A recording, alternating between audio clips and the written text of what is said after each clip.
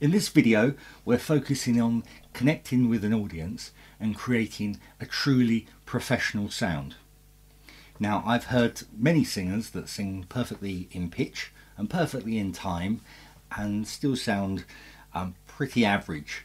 So what is it that gives you that extra factor that helps an audience to really connect with what you're doing?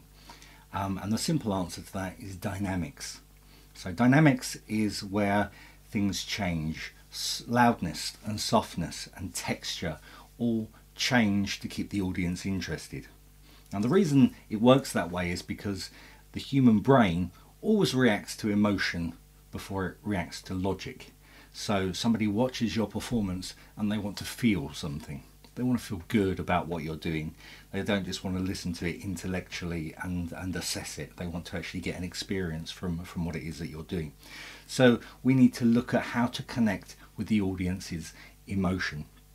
Now, as I said, emotion comes before logic, and anybody that's ever gone shopping and looked at something and said, I really want that, or I can't afford it, will probably see how that works on an everyday kind of level.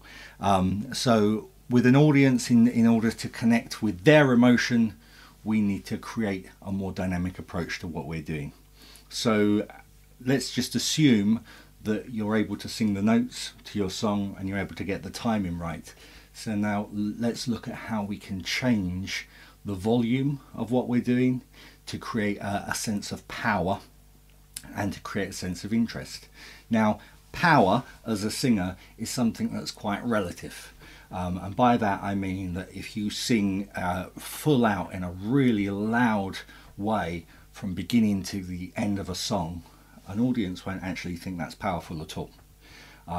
They will think something is powerful if they've got something to judge it against. So if you connect in there some softer notes as well and then go for the louder sections, then an audience can really judge that you're moving your voice around and getting more powerful. So they get a sense of power from you there. And also, when you're doing the quieter sounds, an audience will be pulled in to listen more. So go through your lyrics and mark out how you can dynamically change the volumes of what it is that you're singing. Also think about how can you change the texture. And some of you will know that as you sing, you place your voice in different areas. You may place your voice in the chest voice or in the head voice, or use the mouth and nose resonance as you're singing. So how can you change that up across what you're doing? Now, a lot of singers will think that in order to make a song dynamic, then they make the verse quieter and the chorus a bit louder. Well, that's true to a certain extent, but as a professional performer, you need to look at how dynamic you're being with every single note that you sing and really get into the detail.